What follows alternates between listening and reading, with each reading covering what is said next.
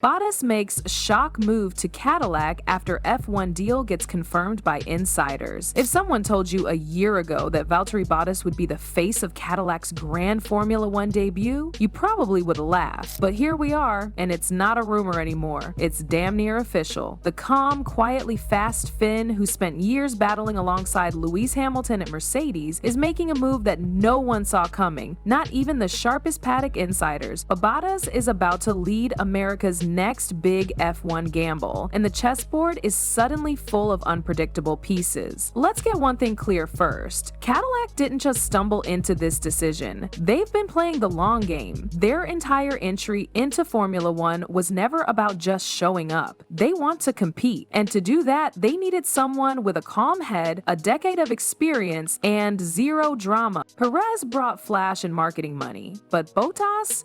He brings consistency, engineering feedback, and respect across the board. That's the kind of guy you build a team around when you're aiming for results, not just headlines. Now, technically, nothing has been officially announced, but behind the scenes, it's all but signed, sealed, and delivered. Racing News 365 spilled the beans, and when they drop names, it's usually backed by pretty solid sources. What we're looking at is Bottas joining Cadillac as their full-time driver for the 2026 season, leaving behind his reserve and mentoring role at Mercedes. Yep, that's right. He's currently mentoring young Kimi over there, doing simulator work and guiding him like Kimi Räikkönen once guided him back in the day. The circle is real. So why Bottas and not Checo? That's the $1 million, or more accurately, the $30 million 0 cents question. Because Sergio Perez wasn't just in the race for that seat, he was offering a bag. The sponsors behind him were reportedly willing to throw $30 million 0 cents at whichever team signed him. For a new F1 team, that kind of money isn't a side dish. It's the whole buffet. But Cadillac didn't bite, not yet at least. They locked in Bottas first. That tells you something about what they value more, money or a strong foundation. But this also creates a bit of a complication. Bottas is still tied up with Mercedes till the end of the season. That means Cadillac can't fully utilize him in the simulator or for detailed development work. They can only plug him in for TPC testing, basically running old Ferrari-powered cars to get him used to the machinery. So if he can't be in the sim helping shape the 2026 beast, someone else has to be. And this is where that second seat becomes the next massive storyline. Do they go for youth, someone who can learn from Bottas like a sponge, or do they go all in on experience and pair him with someone like Perez, building a hardcore development duo right out the gate? Two veterans in a brand new team could mean fewer rookie mistakes, faster setup optimization, and less reliance on guesswork, but it also means potentially less long-term upside. Because let's face it, both Bottas and Perez are closer to the twilight of their careers than the sunrise. There are whispers about Cadillac still being in talks with Checo. They're not closing the door. But the vibe is clear. They wanted to secure Bottas first, because if you're laying the foundation of your F1 future, you don't start with money or flash. You start with someone who's been through the wars and still shows up sharp and ready, and Bottas, for all his calm demeanor, might just be Cadillac's sharpest weapon yet. Cadillac's situation is a strange blend of luxury and pressure. On one hand, they've got Valtteri Bottas, a seasoned driver with zero baggage and a resume that screams reliability. On the other, they've got a vacant second seat that could define whether this new team hits the ground running or limps through its debut. Everyone's watching closely, because whoever gets that spot needs to balance Bottas's calm with a different kind of energy, either youthful fire or more battle-tested insight. And Cadillac isn't short of options, they're just short of perfect ones. Sergio Perez is still sitting right there. He's a proven racer with podiums, wins, and a hunger to prove he's not done. More importantly, he comes with financial fuel, literally. That $30 million 0 cents from his sponsors isn't just talk, it's very real, and for a brand new team diving headfirst into the money pit that is F1, it's tempting as hell. This sport eats budgets for breakfast. Engines alone cost more than some entire race teams in other categories. So yeah, turning down Perez's backing isn't just brave, it's borderline insane. unless you're sure you can afford to say no. But the catch is Perez himself. He's good, no doubt, but is he right for Cadillac? Red Bull didn't exactly work out for him. His confidence got chewed up by Verstappen's dominance, and the car development leaned more and more into Max's preferences. Culturally and technically, he just didn't fit. The big question is whether that was a Red Bull problem or a Checo problem. If it's the latter, Cadillac signing him could mean inheriting a driver who's fast but fractured. Then again, this isn't Red Bull. This is a clean slate, a new environment, new management, different machinery. Maybe that's exactly what Perez needs. And maybe that's exactly why Cadillac hasn't ruled him out just yet. They're not stupid. They know what he brings, both on the track and in the boardroom. And while it's true they leaned Bottas over Perez early on, nothing's final until those contracts hit the public. Now, if Cadillac decides to skip the second veteran, there's a whole other path they could take. Bring in a hungry rookie, someone who'd soak up Bottas's wisdom like a sponge and build their F1 identity from scratch. Jack Crawford, Felipe Drugovich,